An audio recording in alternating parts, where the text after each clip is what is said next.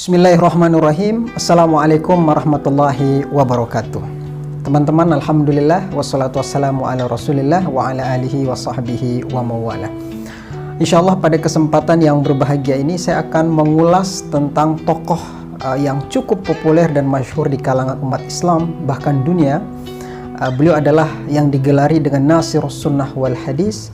Nasirus Sunnah wal Hadis yaitu pembela sunnah, yaitu Al-Imam Asy-Syafi'i. Insyaallah di video ini nanti secara rutin saya akan mengupload tentang tokoh-tokoh besar nanti seperti Imam Ahmad bin Hambal, kemudian Malik bin Anas, kemudian Imam Abu Hanifah dan para tokoh-tokoh besar lainnya yang mudah-mudahan menjadi inspirasi bagi kita semua. Kenapa saya mengawalinya dengan Imam Syafi'i? Karena Imam Syafi'i adalah salah satu mazhab terbanyak di Indonesia. Karena itu kita akan mengenal lebih dekat sosok dari Imam Syafi'i. Siapakah beliau, di mana lahirnya, bagaimana masa mudanya, kemudian bagaimana karya-karyanya. Mudah-mudahan menjadi inspirasi bagi kita semua. Nama lengkap dari Imam Syafi'i itu adalah Abu Abdillah Muhammad bin Idris bin Abbas bin Utsman bin Syafi' bin As-Sa'ib bin Ubaid bin Abdi Yazid bin Hashim bin Muttalib bin Abi Manab bin Qusay. Imam Syafi'i lahir pada tahun 150 Hijriah di Gaza, Palestina, dan kemudian wafat tahun 204 Hijriah. Imam Syafi'i berasal dari keluarga yang sangat mulia. Nasabnya itu bertemu dengan Rasulullah Shallallahu Alaihi Wasallam, yaltaqi fi nasabihi ma'an Nabi Shallallahu Alaihi Wasallam fi jaddihi Abdi Manaf.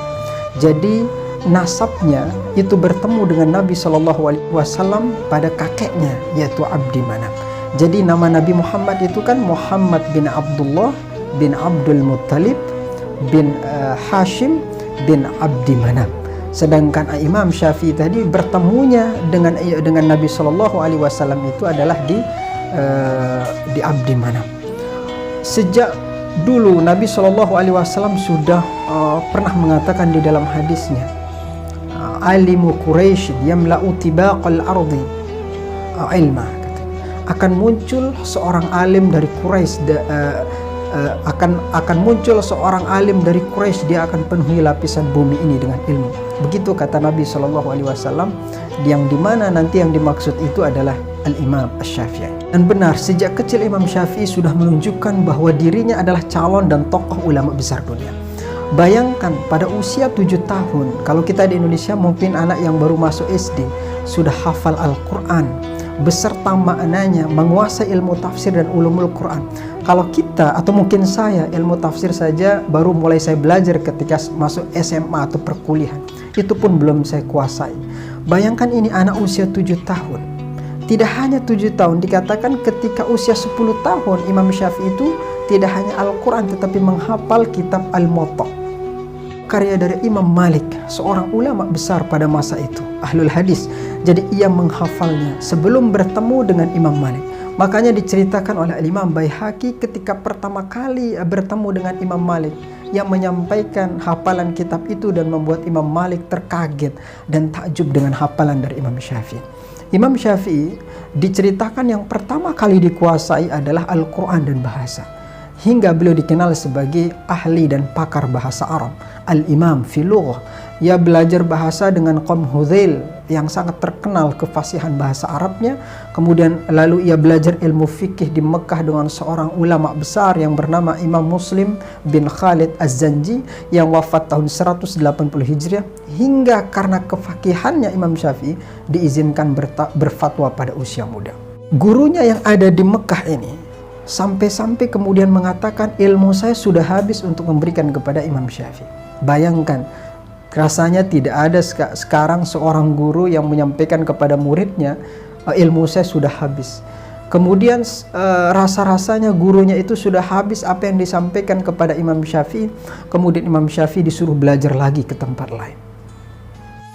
Imam Syafi'i dikenal orang yang sangat haus akan ilmu pengetahuan. Ia berpindah-pindah untuk mendalam satu ilmu ke ilmu lainnya.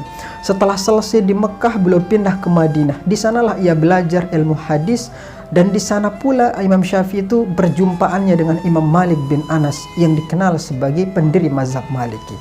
Karena berbekal hafalan kitab Al-Muwatta dan pendalamannya yang intens dengan Imam Malik, membuat Imam Syafi'i itu menjadi ahli atau menguasai mazhab Maliki.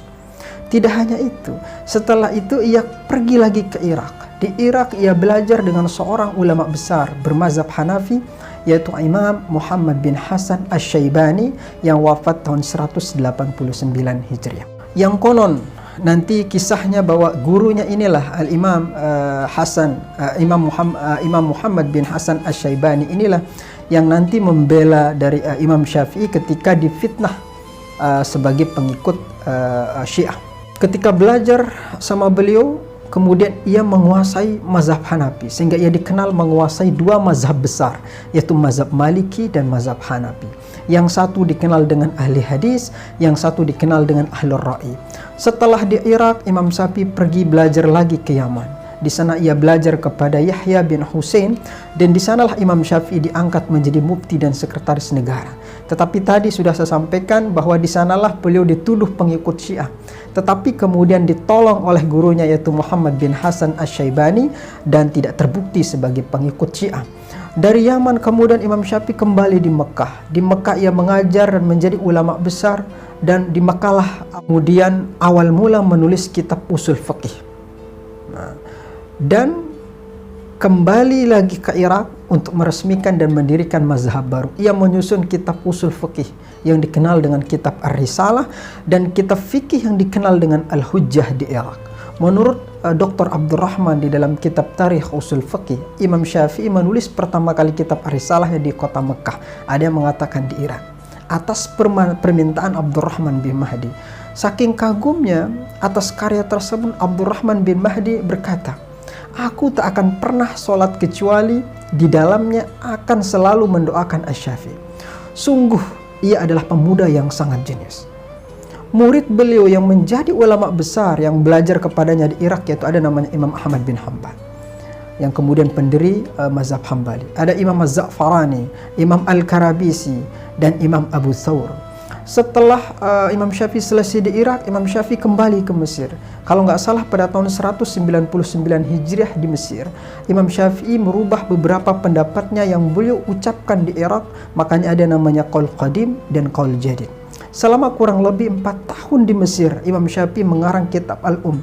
Saya yakin Anda sudah mengenal kitab ini, paling tidak pernah mendengar saking populernya kitab ini di Mesir.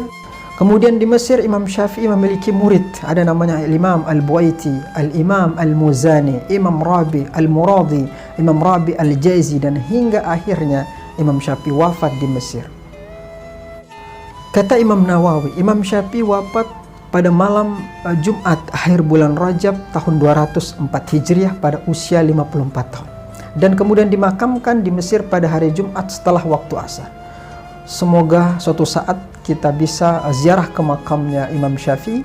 Banyak teman-teman saya yang menceritakan kuburannya itu tidak pernah sepi, pengunjung, dan banyak ulama-ulama besar dan berbagai dunia datang untuk ziarah ke makam beliau. Karena sakitlah yang menyebabkan beliau wafat. Ketika sedang sakit, diceritakan para santrinya datang menghiburnya dan kemudian menanyakan bagaimana kabar sang guru.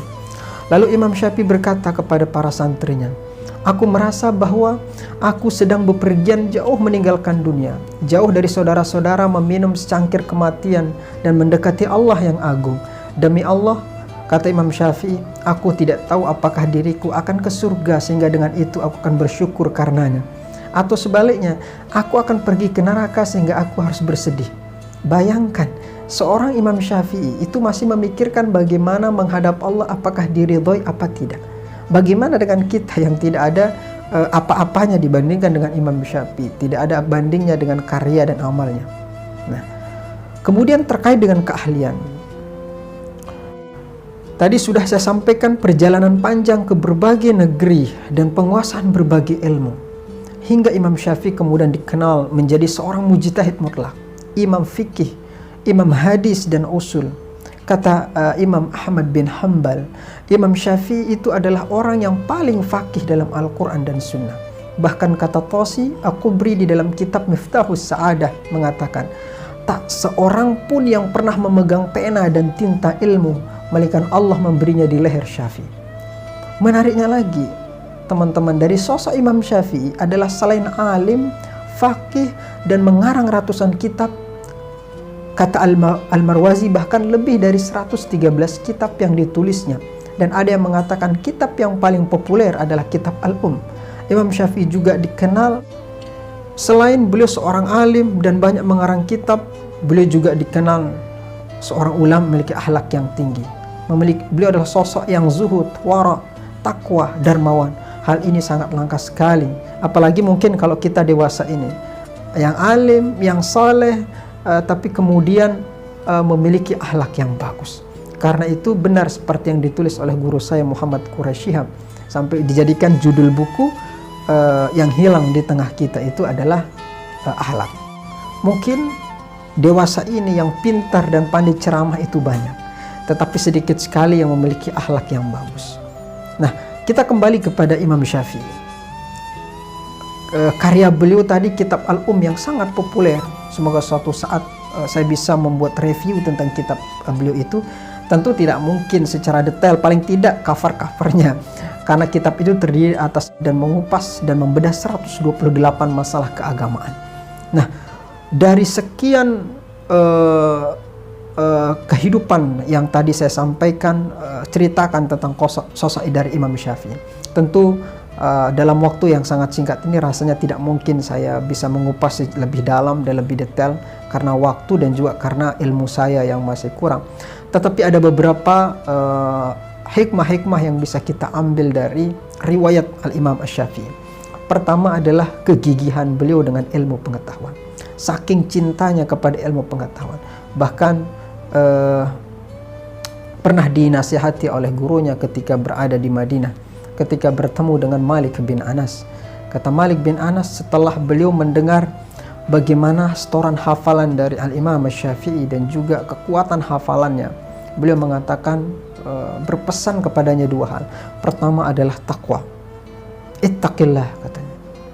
Wa may yattaqillah yu'allimukumullah. Barang siapa yang bertakwa kepada Allah, Allah akan memberikan ilmu. Yang kedua adalah dahulukan akhlak.